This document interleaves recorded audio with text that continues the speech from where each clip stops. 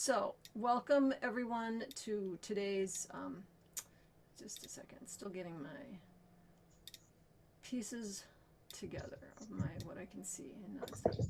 Okay, so welcome everyone to today's social system mapping sense making session for August 8th, 2022. I'm sure you all know this. Your hosts today are me, Christine Capra, and Kara Martner. What this is, a vision about a possibility. The possibility being that this kind of mapping that we pay attention to, which we call social system mapping, has the potential and can help us help change networks become more effective and help them become self-organizing more quickly and have greater impact in their work.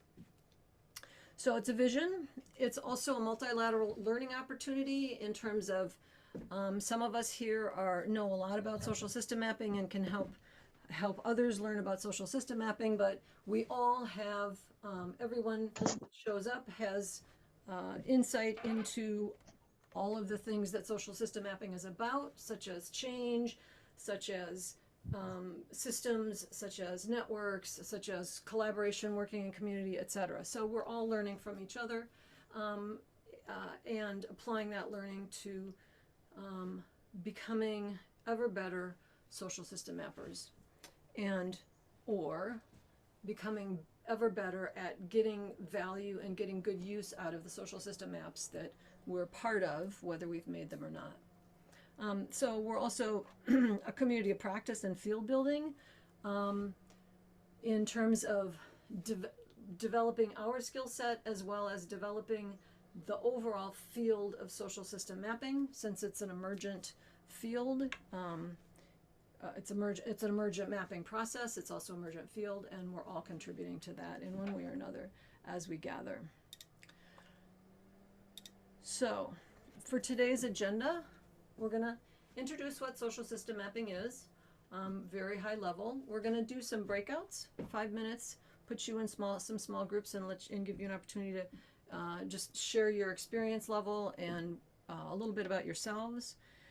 Then we're going to talk about HSD, human systems dynamics, theory of change, and pattern spotting within that theory of change. Then we're going to do some longer breakouts to let you reflect on what you heard, what's coming up for you, and then we'll come back and do some review together. So that's today's agenda.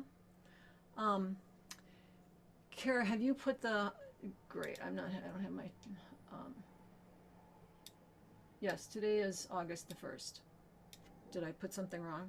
Anyway, okay, so Kara just put a link to the slide, the input, the interactive tool that we're going to use, which is called AHA Slides. You can click on the link and see it on your whatever device you're using to participate in this. Another way you might want to do it is to look at the link is up here as well. You might want to do it on your phone because then you can see the presentation, but you can input your responses on the phone, but whatever works for you. Both two different ways of doing it. And what I'm going to invite you to do now, if you're able to get into AHA Slides, and please let us know if you're not, is to share name, pronouns, location, and a network that you're working with all together, such as Susan just did, if you can see the screen. If you're, while you're inputting into AHA Slides, you'll need to toggle between your input version and then being able to see everybody's responses or see the slide deck in another window. So toggling back and forth will help with that.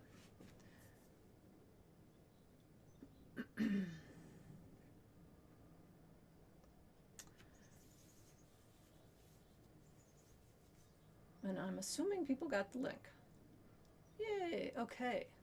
So we have Susan and Christy and Mitty in Earth Regenerators and the Regional Outdoor Learning Network and Healthy Roots, Learning for Equity, working on Central American migration justice, Nature Connection Networks, Jim showing up for racial justice and Relational Coordination Collaborative. It's great. Just want to say how much I love getting to doing the work I do, because it puts me working with people who are doing all this kind of important work that you guys are doing, and it's an honor to be able to support your work, and I appreciate and I'm grateful for the work that all of you are doing.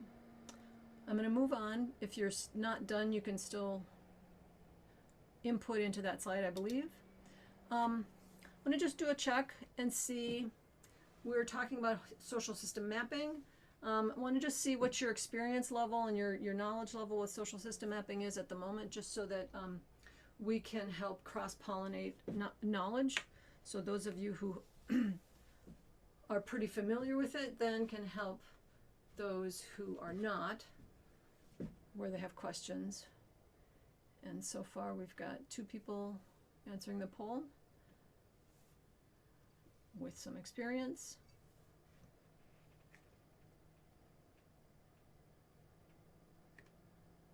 Is everybody able to input? Okay, getting some more.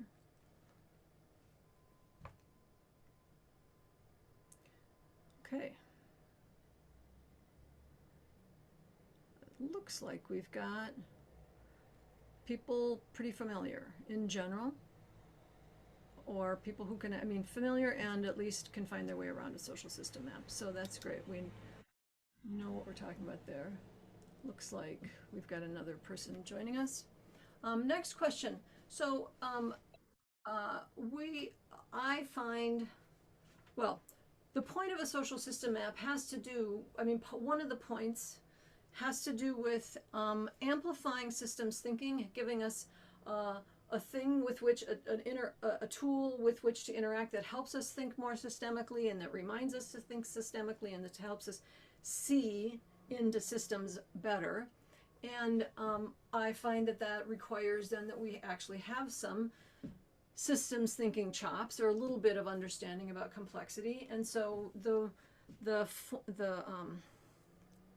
complexity framework that I find most accessible and most applicable and easiest to grapple with for people who aren't steeped in this sort of thing is human systems dynamics. And so I use the human systems dynamics framework fairly regularly, and we're going to mostly be focusing on that today. So the question in the AHA slide thing for you at the moment is how familiar you are with human systems dynamics. How do we answer if we are systems literate in? Yeah, then MIDI, most of human systems dynamics is going to be just a different frame, but really familiar. So I would say an up there one, like maybe you're not an HSD practitioner, but this will make sense to you.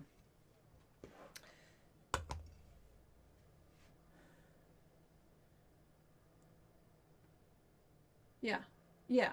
So, I mean, an HSD practitioner, as you've gone through the specific HSD training, and so the language, the specific jargon might be a little different, but clearly you have tons of systems insight and experience. So I'm saying put yourself up there into your experience level. And I'm going to go ahead and move forward. And it's great to know that, and we're going to maybe in your small groups, people will be leaning on you for that. Okay, another question. How did you hear about this session or this community practice, whichever is the most prominent for you at the moment? This is my little bit of paying attention to tracking things.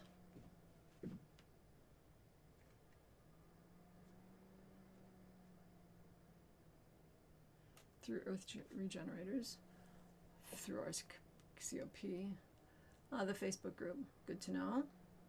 Since Kara puts those things in there every week. Some of you have been aware of this for so long, it's just a part of your awareness. Okay, great. Thank you for that.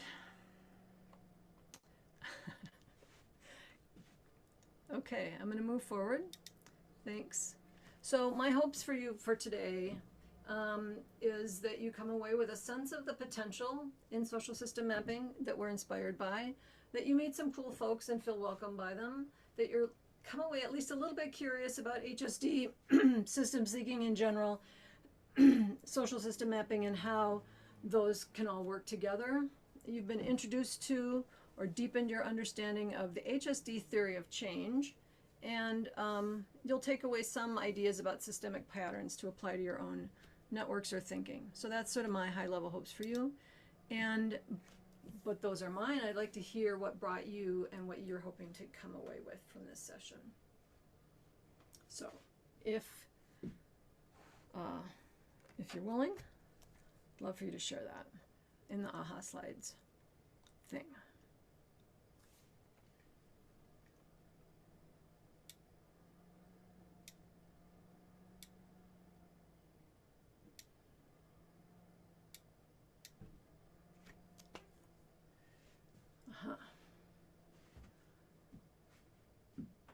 So for the person who wants to see someone facilitate sense making, this will be less hands-on with a map and more helping think about, like helping wrap our heads around some of the conceptual underpinnings that help us think about how to make do sense making with a map. I keep finding that if I just jump in and do some sense making, what I find is maybe a person or two says, oh, that was interesting, but the group generally doesn't come away with strategies for how to do this themselves, or ways of talking about it with other people, or an understanding of why we went through that exercise. And so that's part of what these sessions are for, is to help us sort of dig underneath the sense-making process and get better at being able to think about about sense-making, what goes into sense-making. And yeah, making the maps more usable. My experience has become, over time, that it's all about this deeper sense of complexity and working with complexity. I mean, there's lots of sort of low-hanging fruit, easy things that can be done to make maps useful. And I feel like most of us have got that. But the deeper potential is what we're going to talk about here. Okay, so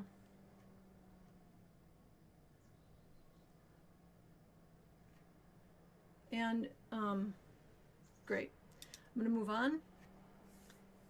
For those of you who have either participated in a social system map or made a social system map, one of the things that I think is really important for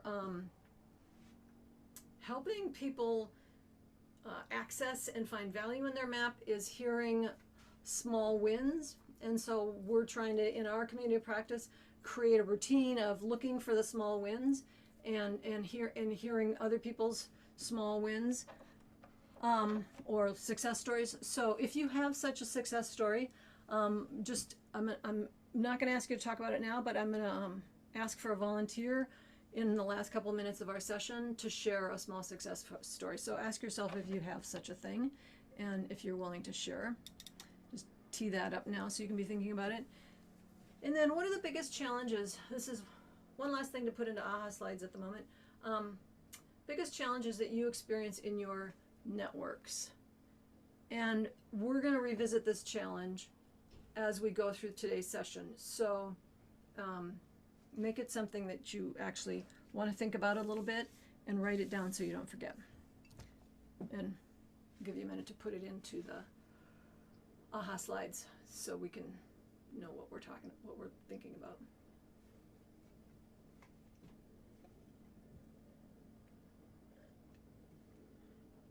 And let's do, rather than make it plural, let's make it one challenge.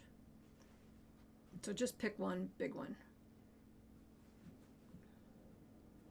Participant limit was exceeded. What? Hang on. From AHA Slides, Mary, or from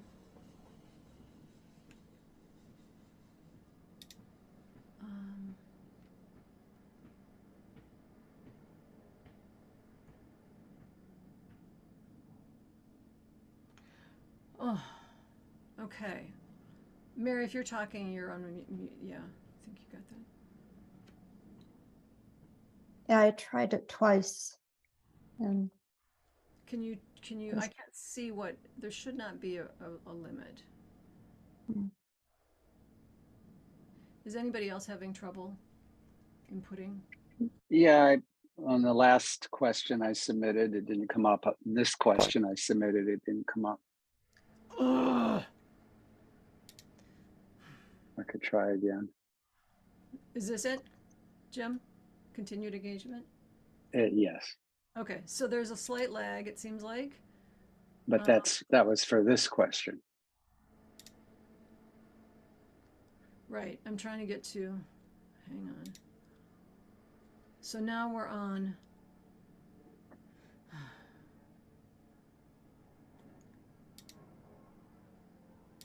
Oh, this question.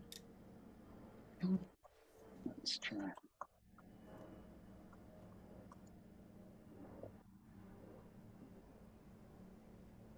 There we go. now it's okay. Oh, I see. So the lag was you had I had moved forward and you were trying to input a little before without having moved to the next slide yourselves, I think. Anyway, it looks like it's,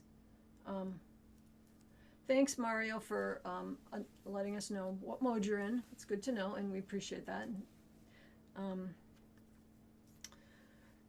Okay. So I noticed I skipped over the what is social system mapping thing, but I think you all have seen that.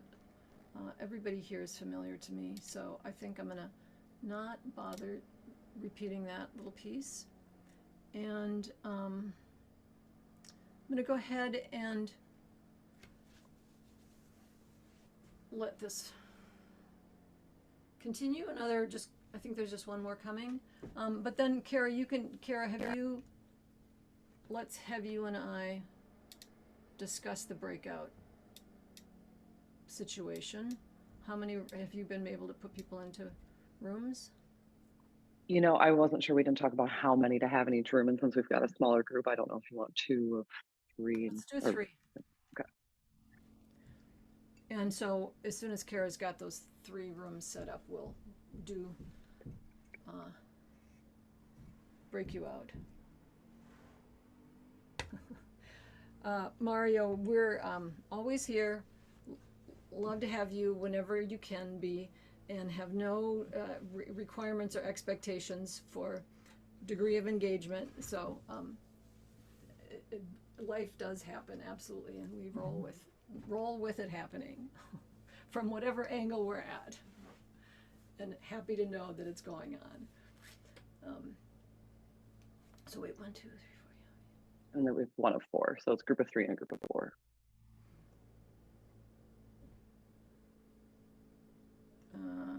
I would.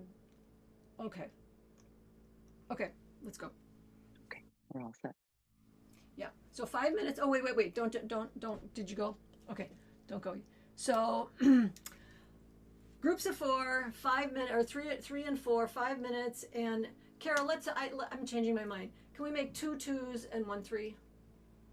So they have more time to actually interact or engage as individuals. Thank you. So just 5 minutes, and just introduce yourselves, your experience with systems thinking, your experience with social system mapping, and whatever else you want to say about your context that helps each other. Do your best to co-facilitate and make sure that everybody gets a chance to sort of equalish time to speak, and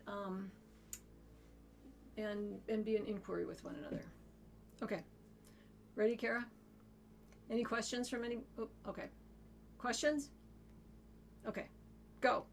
Thank you. Hopefully I'm sharing both. Okay. So, Glenda, Human Systems Dynamics founder is Glenda Ouyang, and I'm going to refer to her a little bit today, and we're going to see a little video of her. What Glenda says that we need basically 3 things. in order to create the future that we imagine. One is an understanding about complex systems and how they change and why they don't change, what makes them get stuck. So we're going to look at the HSD theory of change in a minute to help us understand change in complex systems and how that relates to social system mapping. The other thing she says is we need tools to see the transformative energy that is locked inside the system and how to get it unblocked. So we're going to talk about how social system mapping is one of those tools and how it interacts with the other tools in the HSD toolbox. And the last thing she says we need is a change method that generates hope rather than sucking energy out of people and processes. Now, I know we could frame this in all kinds of different ways, but this one came up while I was, working on today's session, and I thought, oh, that's a good little trio. We'll go with that framing for today. I'm not saying it's the only framing, the best framing. It's just today's framing. So we're going to start with, in terms of that first item that she says we need, which is understanding complex adaptive system, or understanding complexity in systems, having some basic ability to think in that kind of a framework is necessary. And I'm going to let Glenda explain a high level of what she means by that in her own words. So this is about 3.5 minutes. You had also mentioned complex adaptive systems.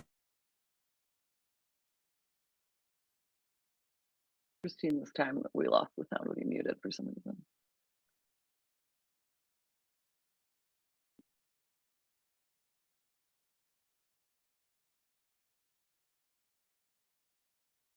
Kara, is it working? Nope, we lost the sound when you muted yourself this time for some reason.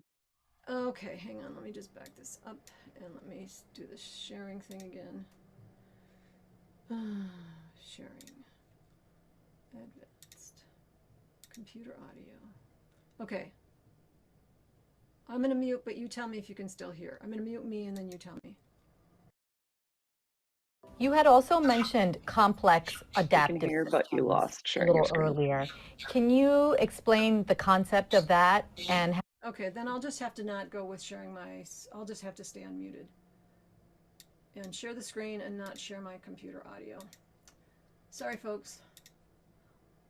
I don't get it. Okay, it was working earlier. It's Ready? okay. Those little kids in the corner are killing me. It's they're pretty. I didn't notice them. Okay, going now. You had also mentioned complex adaptive systems a little earlier. Can you explain the concept of that and how that again fits into adaptive action?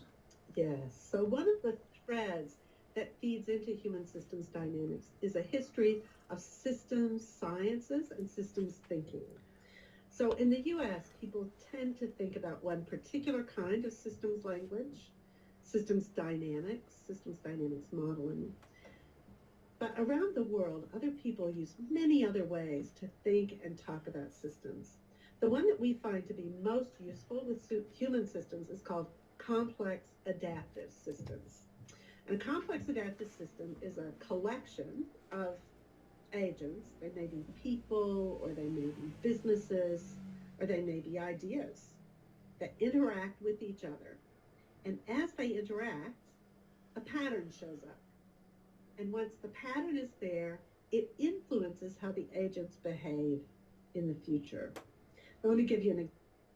If you think about culture in this way, you can see that culture, individuals and procedures and policies and histories and traditions and identities and customers, all of them interacting. And over time, a pattern shows up that we would recognize as culture.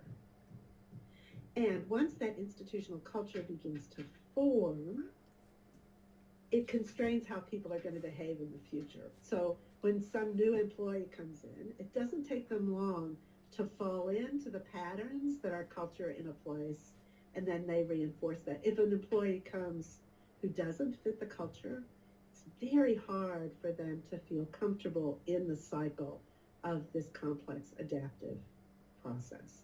So complex adaptive system is a collection of agents that interact in unpredictable ways, create patterns that influence how the system acts in the future. One of the most important things about complex adaptive systems in human systems is that they work at all the different levels where people interact. So I can think about the complex adaptive systems inside myself.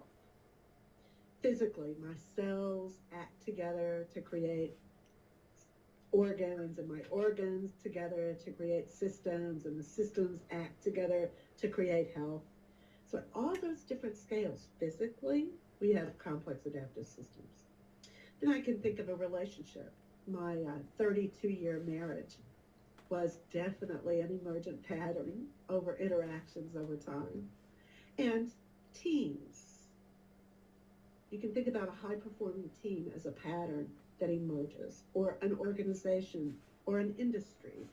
We do lots of work with national patterns of conflict, or oppression, or the kinds of relationships that political structures take as emergent patterns from interactions of agents.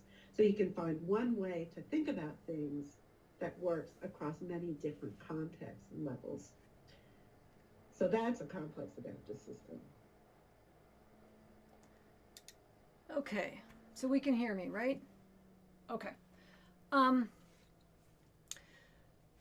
So that's so what Glenda's in the focus on, I find her focus on patterns to be really valuable, especially when we're talking about the kinds of networks that we use social system mapping for, which are essentially change networks, or networks intending to change systems. So this is the HSD theory of change. This is the whole, this is the whole diagram of how this works. And so as Glenda said, this is the first panel, or the first card of the diagram is just her explanation of how change, how systems, what makes a complex adaptive system, and how it changes, and how patterns impact that. The third thing she's talking about, which is the change method that gives hope rather than sucks energy out, is basically an adaptive action, intentional adaptive action. I'm going to come back to that in a minute. But so this is in here is the change methodology. And then pattern logic is her label for all of the methodologies and tools. She calls models and methods. Sometimes she calls it tools that are in the HSD repertoire or toolkit for helping us think about and understand the patterns that we have in the system. Because understanding the patterns and both what is creating them, what is constraining them, is sort of the key to understanding how to shift patterns and how to then shift the complex adaptive system. So this is Glenda's theory of change. Jim has been working with me and now with some other people in graphic design in creating a theory of change that is adapted to social system mapping. So one of these days we'll quit using this one and we'll use Jim's.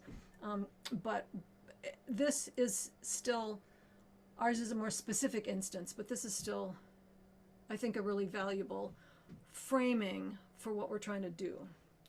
And getting there, Christy, in just a second, with the CDE. So complex adaptive system, pattern logic, and then, no, it's okay, Christy. So let me back up. The pattern logic, the CDE is the most abstract, high level, sort of fundamental, high level, but fundamental set of patterns or conditions in a complex adaptive system that we pay attention to. The other models and methods are basically ways of sort of not focusing on the words, CDE, container differences and exchanges, but unpacking parts of them in specific contexts with specific purposes. But the fundamental piece of all of that is the C and the D and the E, which these are, according to systems thinking, and especially in the context of humans, the three conditions of a complex adaptive system. If you have to have containers.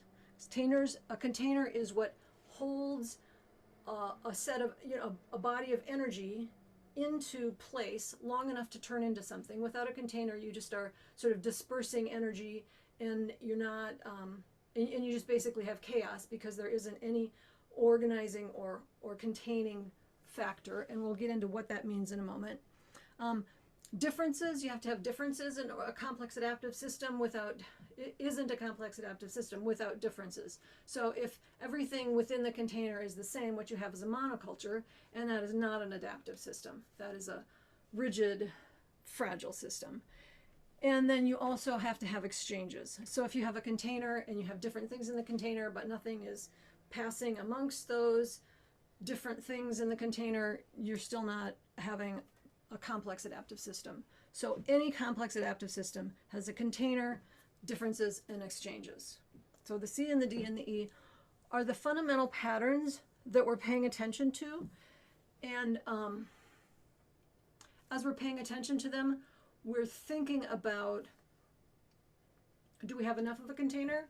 Is our container too big? Is it too small? Is it non-existent? Is it too rigid? Is it too porous? How does the container fit the purpose of what this system is about? There is no right answer. There's no perfect container. So what we're looking at is what are our goals, and how is the container helping or hindering that, given the other conditions as well. So all of the conditions together. So we look at each one individually to think about it, and we look at them all together also. So containers, so then we're looking at, is the container too big, too small, too porous, too rigid? Are the differences too many for the container or too few for the container? Are there so many differences that you're creating chaos, or are there too few?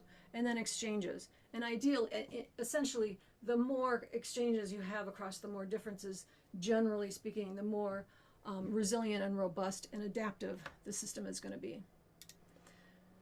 So what is a container?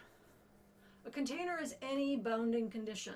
So this can be individuals. So for instance, like Bernie Sanders was a kind of a container, Barack Obama was a kind of a container, Donald Trump was individuals can sort of create an us, them, an in, out, part, within container and without container dynamic. Different groups, values. So, those three containers I just mentioned, a big piece of what made those individuals containers was the values that they're proclaiming. So values, perspectives, different, stakeholder perspectives within a system, goals, identities, physical locations, all of those are kinds of containers. And so when we're trying to understand a system, this is one of the patterns we're going to look for is, what are the containers? Because they're going to be multiple and nested and enmeshed. What are the containers, and are the containers that are there helping serve our purpose or undermining our purpose? So having said that, let's go back to the challenges that you wrote down. And I'm going to give you 2 minutes to think about what are the containers that are related to that particular challenge. As many containers as you can come up with related to that challenge. And there's no right or wrong answer. We just want to start to think about what containers are at play.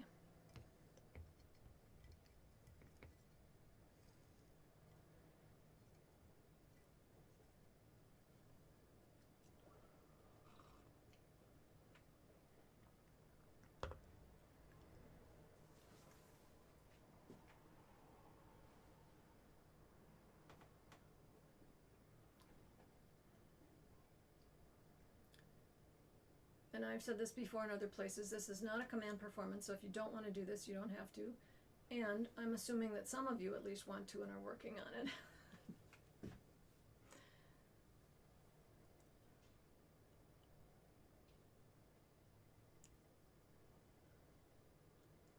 Oh, and this is going to make a word cloud. Sorry, I should have said that. So just feel free to put in your containers as words and each as a separate entity. Like you can just put in one and then another and then another, and they'll, rather than paragraphs of them. Sorry, I didn't make that clear.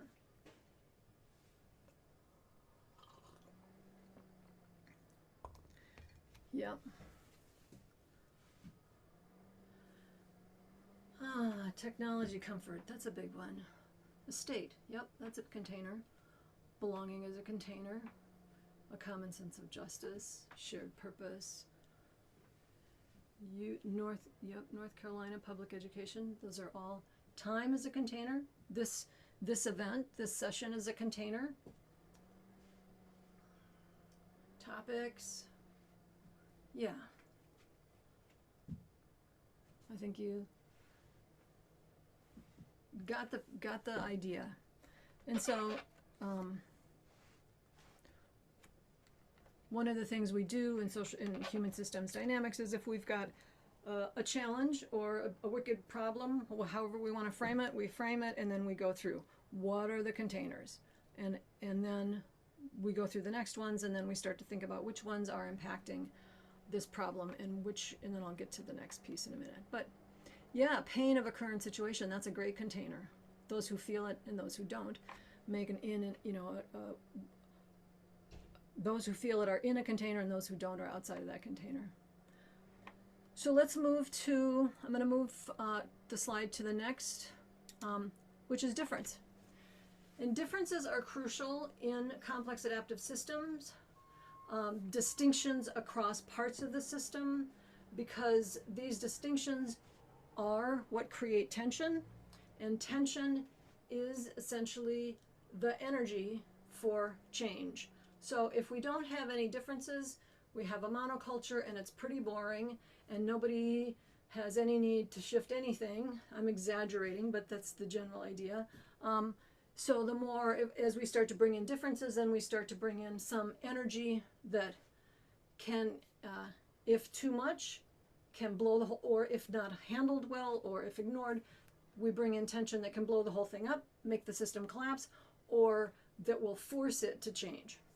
So tension, differences are crucial, and looking for the tension is one of the key things that we're always trying to do, is we're always trying to understand where are the tensions, what's going on, what are the patterns around the tensions.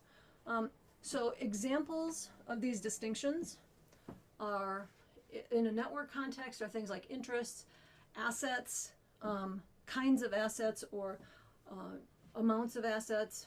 Experience in networks is a kind of a difference. Culture, learning styles, roles, formal and informal power. There's lots of other kinds of differences, identities. A thing to note is that sometimes that you can see depending on what angle you're looking at something might be a container and it might be a difference. So it can be both, and it just depends on your the current challenge that you're looking at, whether you put it in one category or the other category. They're just different angles onto the same thing, but if you think of them, the ways you think of them just whether you put it in one or the other can help you think about it differently. So let's go ahead and have you put into the thing the differences that exist within the biggest container, or within the differences that exist around the challenge that you shared with us earlier.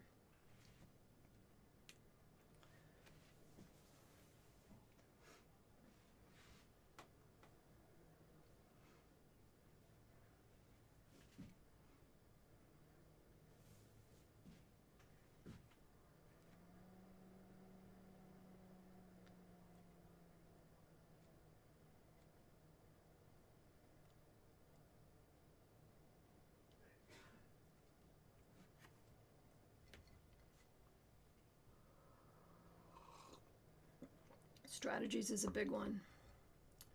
Learning styles is huge. Goals, capacity, lots of ways you could slice and dice that capacity also.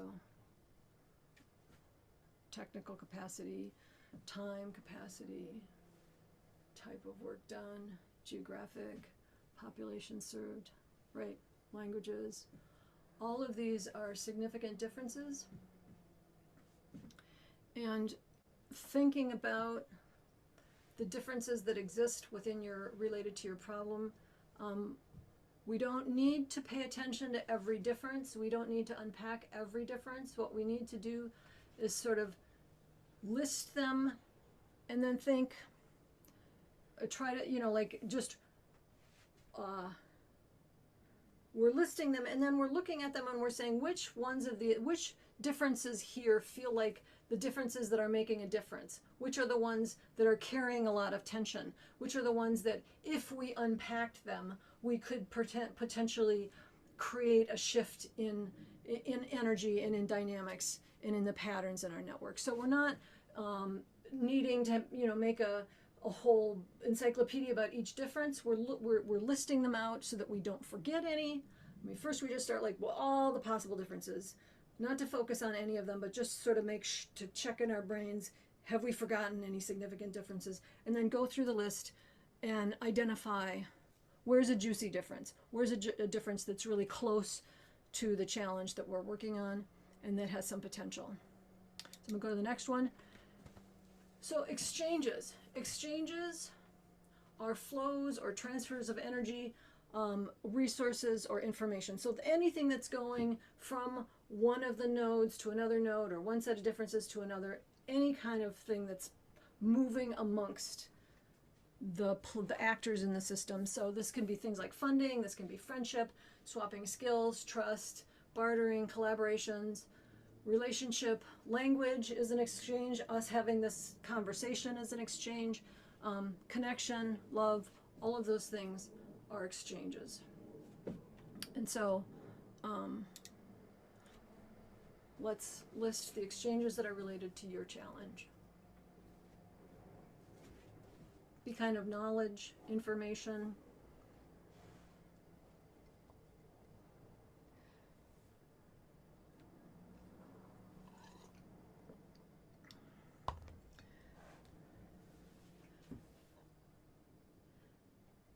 So if you know, convenings can be a container. It can also be a context of exchanges. And it can, so whatever we're talking about, we can look at it from different angles and we can define it differently. And again, the idea is to find the way of looking at the dynamic that is best fit for purpose. Communication paths, kinds of capital.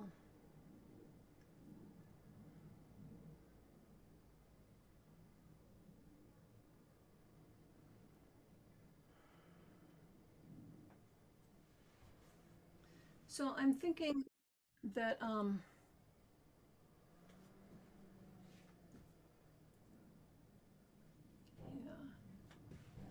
what we want to, when we're talking about exchanges, we're looking at what is it that is going from here to here. So if we're thinking about modernity and versus indigenous, are we saying a modernity mindset is being exchanged into a group of indigenous or the opposite? So I want to think about breaking this down to actually what is going from one actor to another actor. Sharing skills. I've got a skill, I teach it to Jim. Jim's got a skill, he teaches it to me.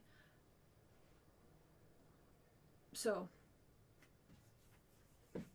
this can be, in some ways, one of the most hard to quantify and hard to articulate because of the mindset that we have of separate pieces that we're all sort of just these separate cogs. And part of systems thinking, one of the dynamics of systems thinking is to start to pay more attention to the connections and less attention to the agents, sort of to shift focus from agents to connections themselves, which I find can be to like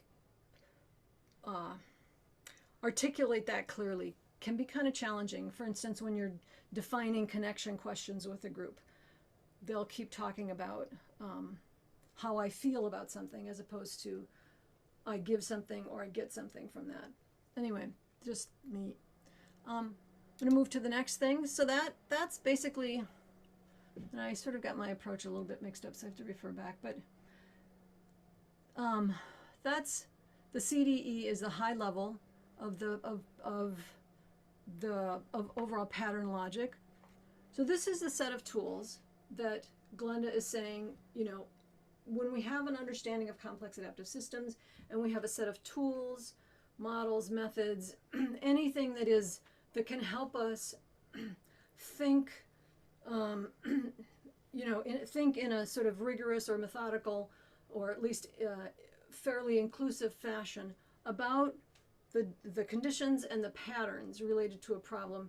That's a pattern logic, and that's one of the things that we need, is to have those tools. And the reason we have those tools is I'll get to that in the next slide. But so that's pattern logic. And then the change methodology that can instill hope as opposed to suck energy out of a system is adaptive action. Now, I would sort of qualify this in a way. Glenda says that everyone's always doing adaptive action. And if you think of the ladder of inference, or you think of various, triple loop learning, or, various ways of approaching the process. I mean, meditation touches on this, all kinds of different approaches touch on this. The process of, we as humans see something, we perceive a thing, an event, a fact, whatever it is, we perceive something, and we make an inference, or we make an interpretation of what that means, and then we decide how to respond based on what we think that means. So so adaptive action is simply saying, let's slow that cycle down. Often what we're doing is we're seeing let's say I do this and I glare at you. You might start to say, okay, Christine's glaring at me. I must have said something that offended her.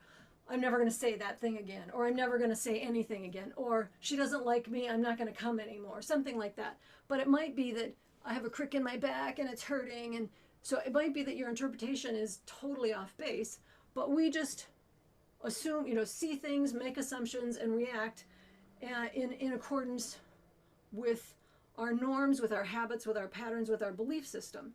So if we don't do something to slow down that reaction and find tools or models or methods or whatever, processes for stepping out of our initial knee-jerk reaction and slowing it down and asking ourselves, is my interpretation correct? What else could it be? What else could be causing this? What else could be involved? And getting out of our own biases and sort of looking at all the potential ways of examining the what of whatever it is that happened. If we don't do that, we just keep we're just going to be in that complex adaptive system, recreating the same patterns over and over and over and over.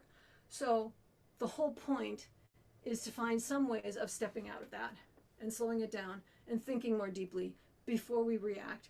And so Glenda says everybody's always doing adaptive action, but doing it consciously and intentionally with a systems-informed mindset, using things that help us step outside of our own biases, is what is the change methodology that she's referring to. And so once we've done the what and the so what, then we pick one small doable thing. We don't say, we need to do this thing that's going to be a 10-year plan and it's going to take, 1 million people to get on board. And that just sucks energy out of the system, because it's just, everybody's like, oh my God, that's so big. How are we going to do that? We do one little teeny thing, one thing that we can do right now. We do it, and then we look again and we see, how did that impact the patterns? Is something shifting? Is it not shifting? And that actually gives us hope and energy and affirms our sense of direction, helps us change direction more quickly, etc. So that small adaptive action cycle, and it's going on at multiple scales all at once. We're all doing it, but taking time to sort of examine the patterns is the important piece of that. So that's the HSD theory of change. And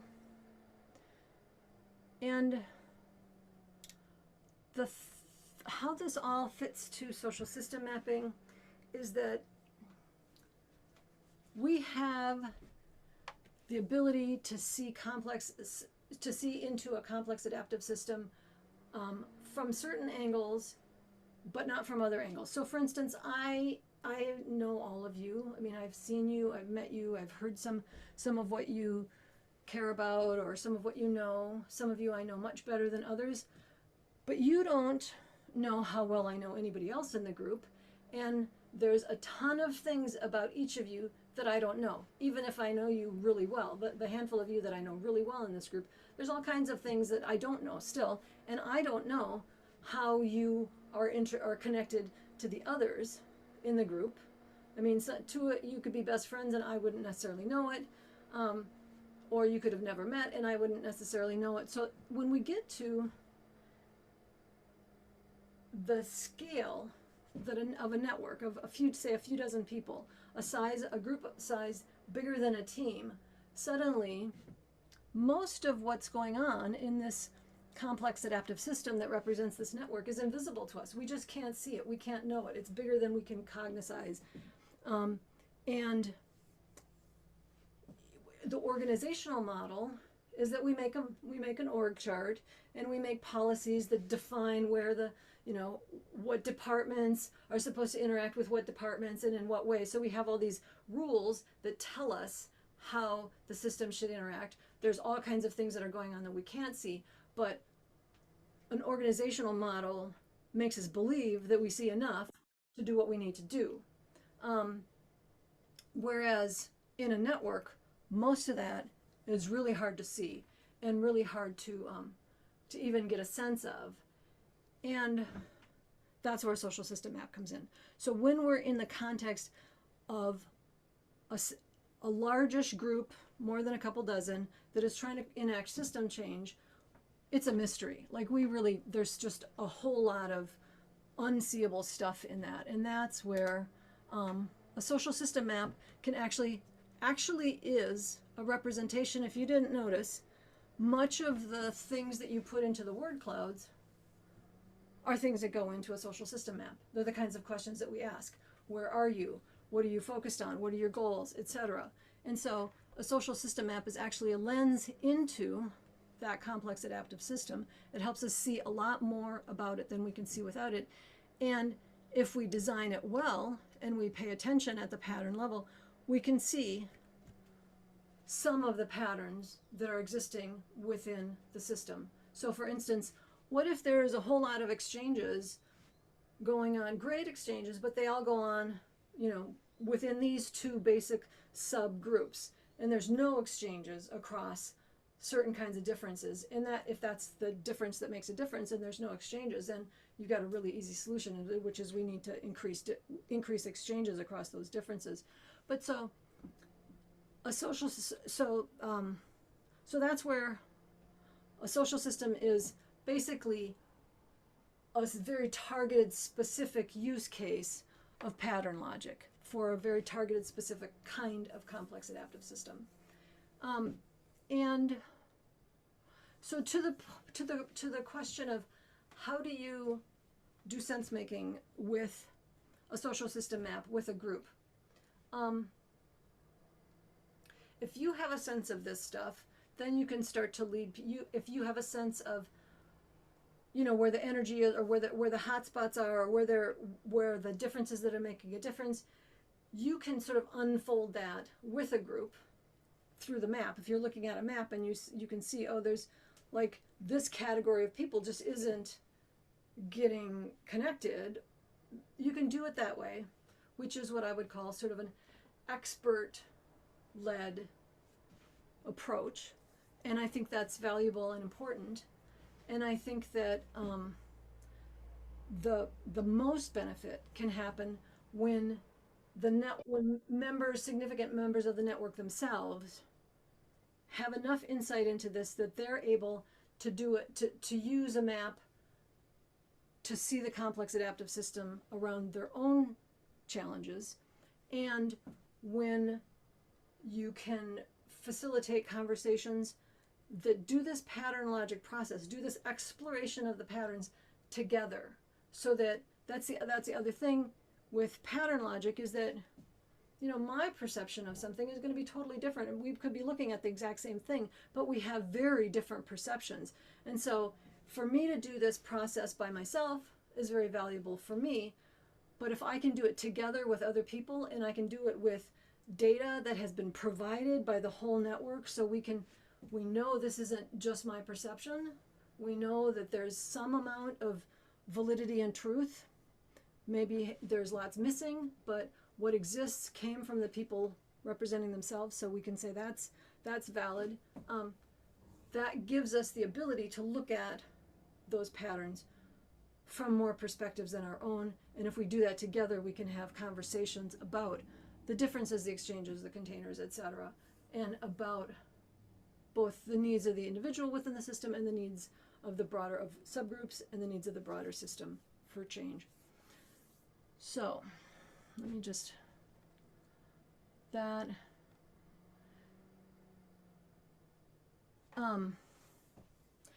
and for those of you who've seen this, and I've talked about this, I talk about this fairly regularly, but the piece that I feel like I'm always trying to impart is that this whole way, this whole theory of change is requires and is built upon a different way of thinking.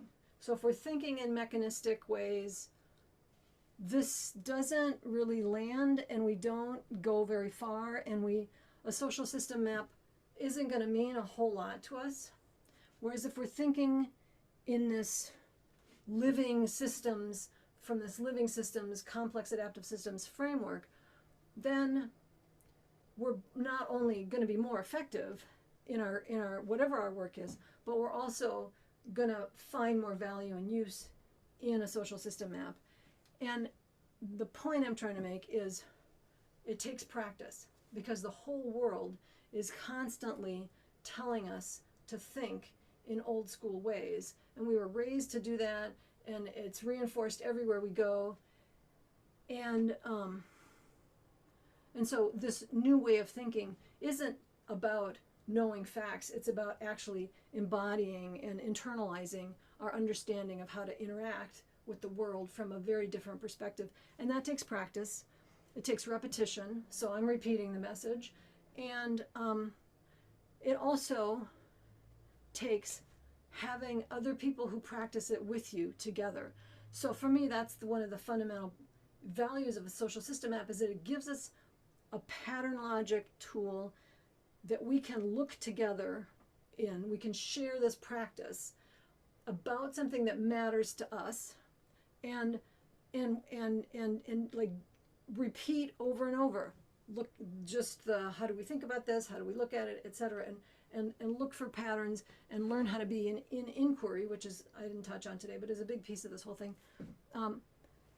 together, so that we have reinforcement from other people, and then we can start to be in this new mindset with others that don't continually pull us back into the old mindset. So that is my interpretation of the underlying dynamics of sense making with the social system map, and how you can do that. Just a quick, just have people look at a map and say, what are the containers you see here? What are the differences you see here? What are the exchanges you see here? Just like do that whole, list the C and the D and the E while looking at a map, and then say, what's missing? What does this tell us? Just do an adaptive action cycle on that.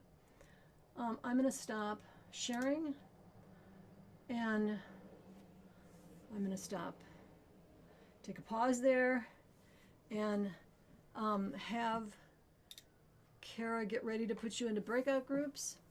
And the questions for the breakout groups, and I wish I had, let me just get this text to put in the chat for you, is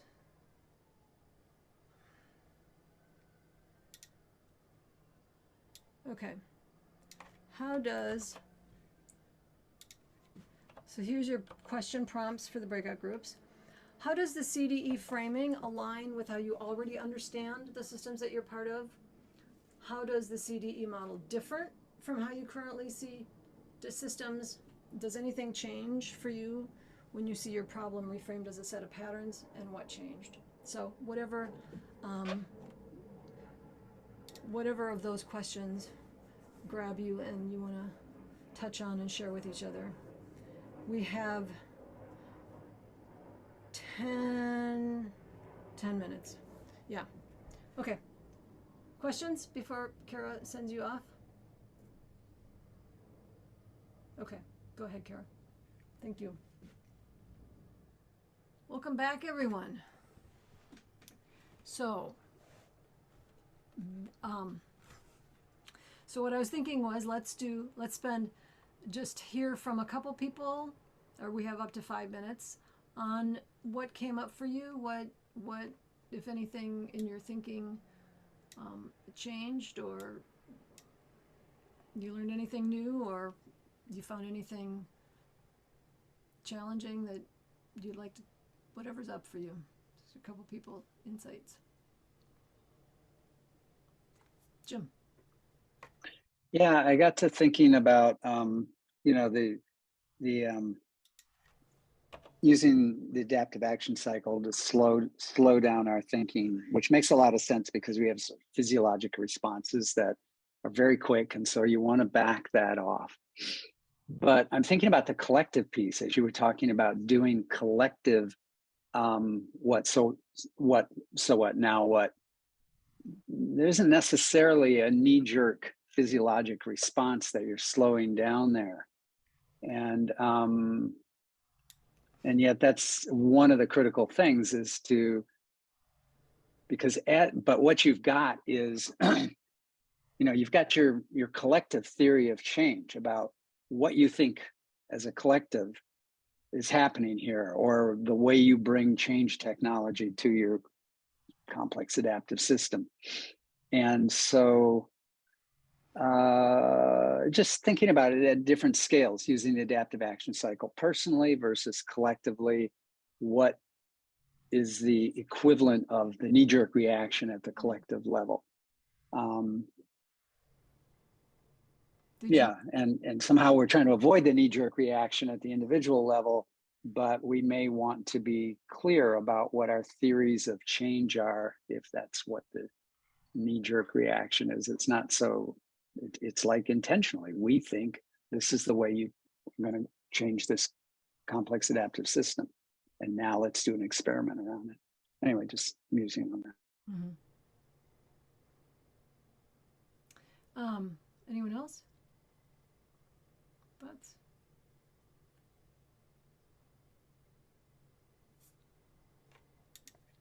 Yeah, Christy brought up time as an element that people are so busy, or my sort of picture of that. There's so much extraction related to leadership in terms of people's time, and sort of pairing that with the idea of slowing down. It's a big question in terms of needing to create value for people to justify slowing down, yeah.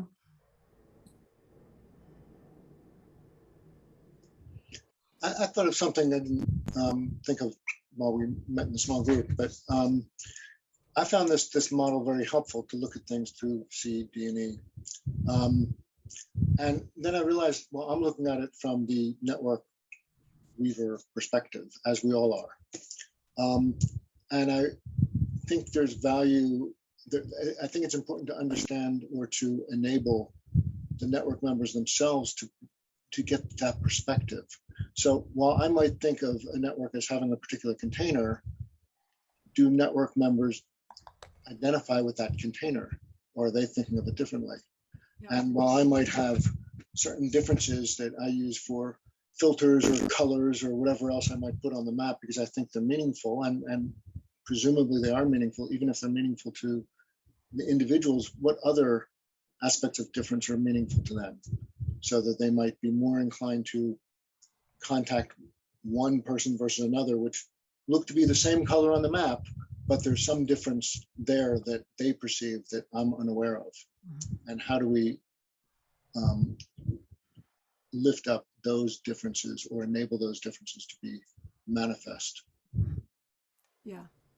Seth, you're pointing to, I think to me, the value of, so when like collectively is less about slowing down our knee-jerk reactions and more about being able to see from all of those different perspectives. Like actually, if we're getting,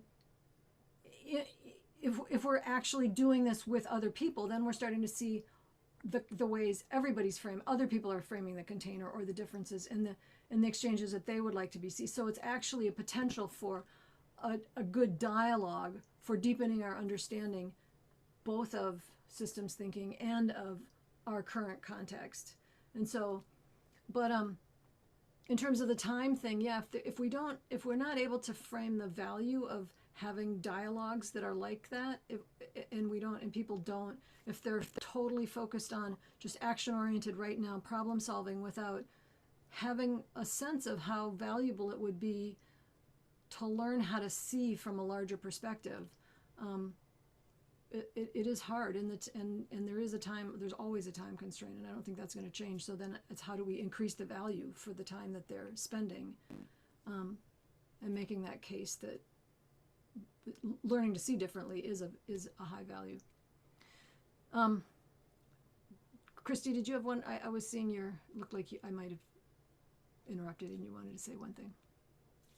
No, I was just something just I don't know if it was Seth talking or I just something kind of struck me. I don't know if it makes sense to folks, and I know there's many different ways to think about this, but just thinking about this is just like one way for me to think about the container differences and exchanges, and I'm thinking around the container being that shared purpose for the network in general, and like, but then the differences are kind of the different motivations that people come to the table around that shared purpose. And then how do you create exchanges that maximize connections around those motivations, and also create openings for people that may not be motivated along the same lines, but where that diversity could really help bring new perspective and innovation. And so anyway, I just was, and the thing that I was talking about with time in our small group was around the exchanges and like the time to maximize the connections between nodes. The connections between nodes, that flow of information and resources, and figuring out how to maximize because that's where value is for a lot of folks, is in those connections, the lines between nodes, and figuring out how to maximize value gained and value added from the connections between nodes, given capacity issues. And so anyway, Yeah. An aha moment for me was around kind of the purpose as a container. And we talked about that, but then also motivations, because people are motivated in different ways. Yep. And then how do you maximize exchanges given that? Yep. Yeah. This is a point when I would usually pause if people have an extra, so let's do this. Mitty, I would like to hear your question or your comment. And if anybody has to get off at the top of the hour, I'd like to do our goodbye ritual even so now, and then, okay, I'm not seeing any have to. So go ahead, Mitty, and we may go over in a couple of minutes. I think this dialogue has helped me crystallize that it really matters to me whether I am working with containers in service to process flows, or whether the process flows are in service to understanding of the containers. And I experience what I've heard today from the systems dynamics approach that you presented, Christine, as being container oriented with the flows within the containers.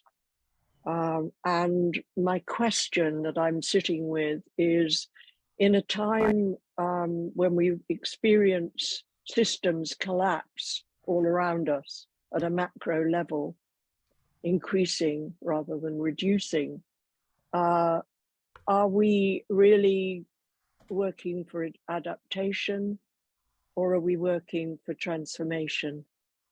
And that's just an inquiry that I have to sit with. I don't even know whether it's either or, maybe it's both and. But I do think there's a deep difference if you start with a focus on the process flows system approach than if you start with a container-based, entity-based system approach. Mm-hmm. And it will pattern everything that unfolds from that point on. Yeah, I wanted to ask you, so when I'm inferring, and you can correct me, I'm inferring that you're sensing that a social system map is putting,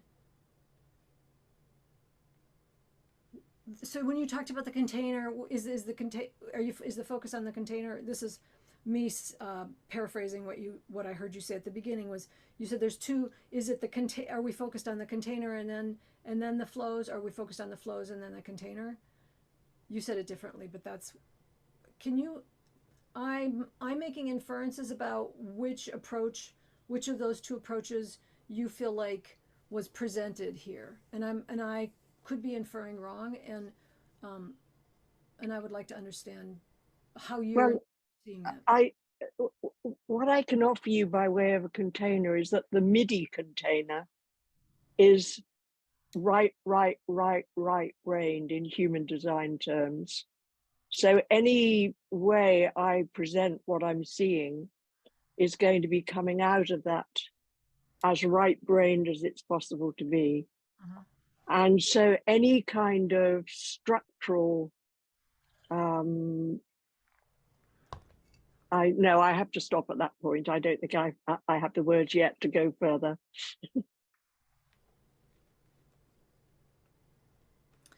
Do you have thoughts about, so I feel, and forgive me, you guys, if I'm dragging you into a conversation that's, but I feel that you're pointing at sort of like what to me feels like the fundamental paradox of social system mapping, which is that we're using a relatively left brain tool set, but the intention is to get to actual paradigm change, which I don't know if I don't think that's right or left brain, but it is. That's beautiful. I think the question I'm asking, I thank you so much, Christine, because I think the question I'm asking is, can we get there from here? Or is it a matter of we won't get the solutions within that paradigm? We have to go out into this territory that is actually between different paradigms, where there are in the moment that the pattern is Earth knows the pattern. Yes. Earth knows what she's evolving into better than I do. But it's having to be outside in order to be able to use the tools in service to. Yeah. And I totally, I mean, for me, that is, bye, Jim, thanks. That is like a painful, constant issue because I know what I'm doing. I'm using data, left brain, technology, and I know why I'm doing it, which is to get to helping people step outside of the very paradigm, the very technology that we're using. And so this always makes me feel like, A, I'm a crazy person and a psycho, and delusional, and B, people misinterpret my intentions constantly, and C, it's just a big struggle.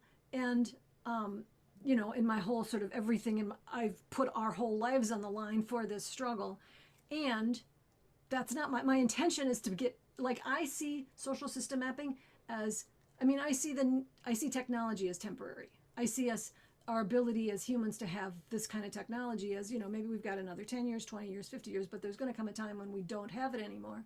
And there's a whole huge population that isn't able to listen to Mother Earth, and that are so cognitive as opposed to just willing to be present, that they need some help. You know, they need to be, so I see this as this is my deepest thing. I've not said this to anybody in the community, but previously, but I see this as a scaffolding, as a temporary means of helping to generate the kinds of conversations that can help us step deeper into or step further out of the paradigms that have us trapped.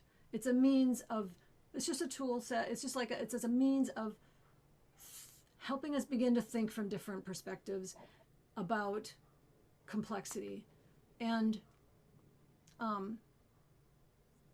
you know, in the hope that more of us can get to a point where we can actually know how to behave generatively in time.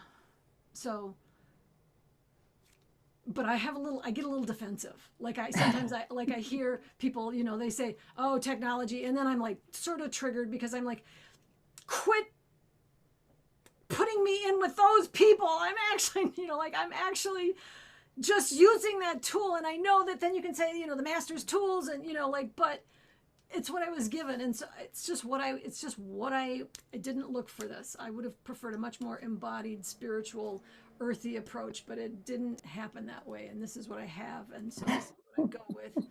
And I figure there's a reason, like, you know, like the source says, yes, this is a painful place for you to sit, Christine, but this is your place. Stay here, quit whining, and get on with figuring out the answer to the paradox. Or Christine, I would apologize for triggering you if it weren't that I have absolutely loved the last 2 or 3 minutes of you sharing. And by the way, if you're a crazy, I'm a crazy too, because I struggle just slightly from the other end of that. And you know, we need each other. Is what I know. And we need to sit inside the key paradoxes that we face and just sit there and live with them and try to keep making sense of them. I mean, I know that much. So, and you did not trigger me. You almost triggered me, and I slowed myself down and said, how can I be in inquiry around this rather than just go on my knee-jerk defensiveness? And so it worked out good. Thanks everybody. Yeah. And so we can be done but now we're in our informal extra half hour. So if you wanted to leave at the top of the hour and you want a goodbye, let's do our formal goodbye, which is let's unmute and give each other the blessings of the day, and then we'll see who's left. So unmute if you're present, and 3, 2, 1. Thank you so Thank much. you. Thank you so much, Have a everybody. wonderful Monday. Thank you. Good to see you all. Bye. Bye. Bye bye.